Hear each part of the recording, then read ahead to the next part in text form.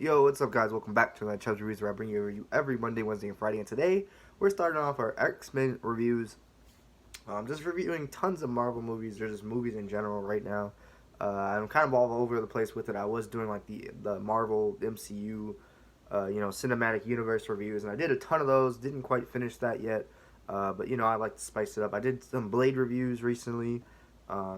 He's not connected to anything, but Blade is a Marvel character and great movies on their own.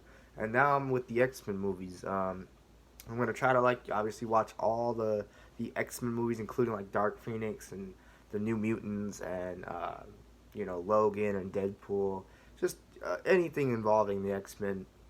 And I'm gonna watch them in this specific order.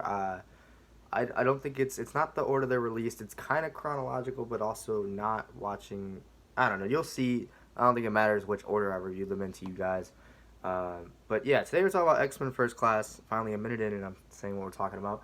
We're reviewing X Men First Class, which is a prequel to all the X Men movies. That's the movie I wanted to start with. I think it is a fine movie to start with if you have just basic knowledge of the X Men, like Professor X is in a wheelchair and bald. Like as long as you know things like that, you know what Magneto's helmet looks like. You know what some of these, like you've seen these characters once or twice before, because I've seen some X-Men movies when I was younger, obviously, but I haven't watched them and like paid attention to them ever in my life, like tried to really focus in on them and watch them kind of back to back. So this is my first time doing that, and with First Class, we really see the story of, I can't think of the characters' main names, but like Magneto, his name is Eric something, I can't say his last name, Magneto, his backstory, and Professor X, or Charles Xavier, I know his name, his backstory. We got Charles Xavier really young, full head of hair, partying, talking to women, using his just drinking, having fun. And then we got Magneto's backstory. I'm gonna do some spoilers, a lot of spoilers for this movie. So if you haven't seen it, click off the video. But we also have Magneto's backstory, where he was a kid that was a Jewish boy in the Auschwitz, like when the Nazis were taking Jewish and people and stuff, and he watched his mother die because he wanted him to do mutant things. Because you don't know about Magneto, he could move metal, anything really objective wise with his mind. It's crazy. I think it's mainly metal though. Yeah.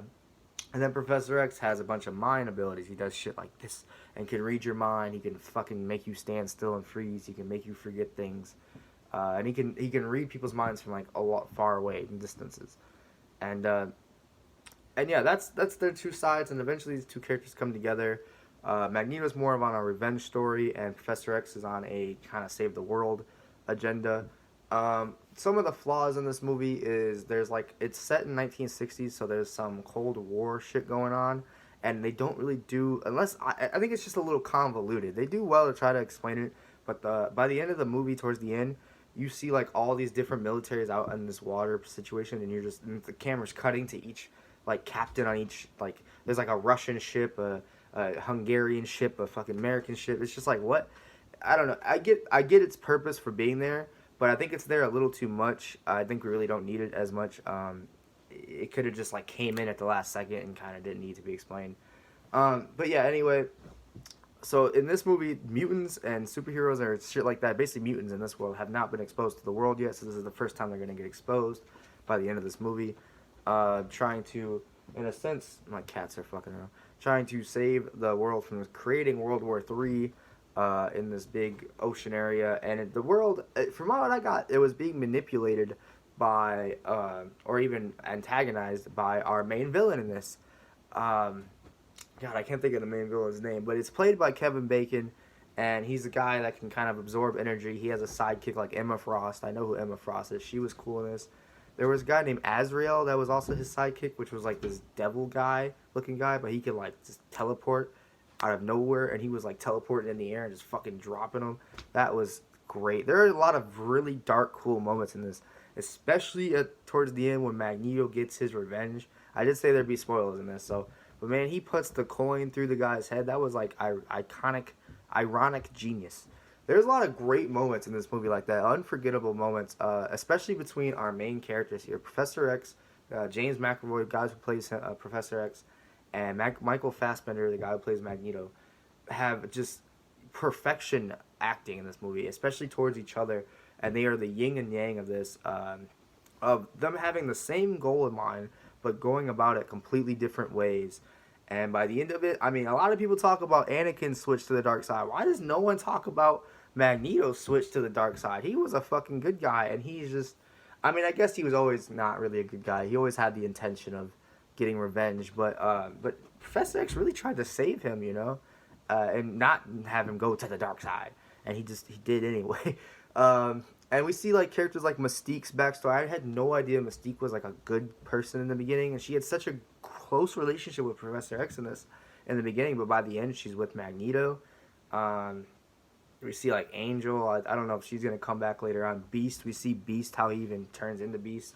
I've always heard of his origin story, but to see it firsthand was cool. This movie has a lot of like member moments. Like it does. It's kind of I mean, it's a prequel, so it's supposed to have those. Like it explains Magneto's helmet. It explains why Professor X is in a chair. It explains how the X-Men even became a thing, and like I said, it explains these two characters' backstories. The acting was pretty on point. Some of the scenes were shot perfection, in my opinion. Like I won't forget being like when Magneto and Professor X are talking to each other, and Professor X is trying to get Magneto to move the satellite dish. Like that was just a great scene. And then the scenes on the beach at the end of the movie is just great. And then the action scenes are okay too, especially when it comes to Azrael. He was just fucking cool to look at on screen, even though he was a villain. So yeah, overall, the flaws in this movie is it talks a little bit too much at some points, kind of like me. It's a little bit like convoluted at some parts, but not too convoluted. It could have been like shortened a little bit, I think. And yeah, it's actually pretty good though for a prequel. It didn't have like the most action ever, but it had a good amount, and it had a lot of kids stuff. Not kids stuff, but they were younger X-Men. When Professor X first gets the team together, and you got like Mystique, and there's like a group of them. I don't know all their names, even though they all come up with the code names like this Havoc, and I guess I know a few of them. But when they're all there and they're young people with powers, you see my cats. They're just having fun and being kids, and it's definitely interesting. For a movie with such outlandish things going on, it feels very grounded. It feels very real. These characters, these mutants, feel very human in this. They have like emotions and fears and insecurities, and it just was really good, well acted. Jennifer Lawrence is in it as Mystique. I forgot to mention that, and this is actually a really good role for her, I think. Oh yeah, and I said Kevin Bacon was the villain in this, and he's surprisingly a great villain. Sometimes it's kind of a joke that he always plays a bad guy in movies. I get it. He's usually kind of like an average bad guy, but in this, I think this is his best villain role or bad guy role I've ever seen him in. I'm not a huge Kevin Bacon fan. I like him in Tremors, and that's about it. But no, he actually plays really well in this as the main villain, and he is actually scary by the end of it. I mean, he does get defeated kind of easily, but he does seem like a worthy opponent, someone worth stopping, and someone that is challenging to stop by the end of it. Including his side people. He also has a guy that creates tornadoes with his hands. I don't fucking know his name, but he has like a few henchmen that are also just as tough. And yeah, it'll be interesting to see. The next movie I'm gonna watch is X-Men Origins Wolverine. I heard it's fucking garbage, but that's good. I need to stop handing out 8s and 9s on reviews, because I just review shit I like. So yeah, for my final verdict for this movie, I was almost gonna give it a 9, but I feel like X-Men movies some of them will be 9s and 10s, and I need to save that standard for that. So for this movie, it's an 8 out of 10. It's a very high 8 out of 10. So yeah, thank you guys so much for watching. Like, comment, subscribe down below, and I'll see you in the next video. Peace out.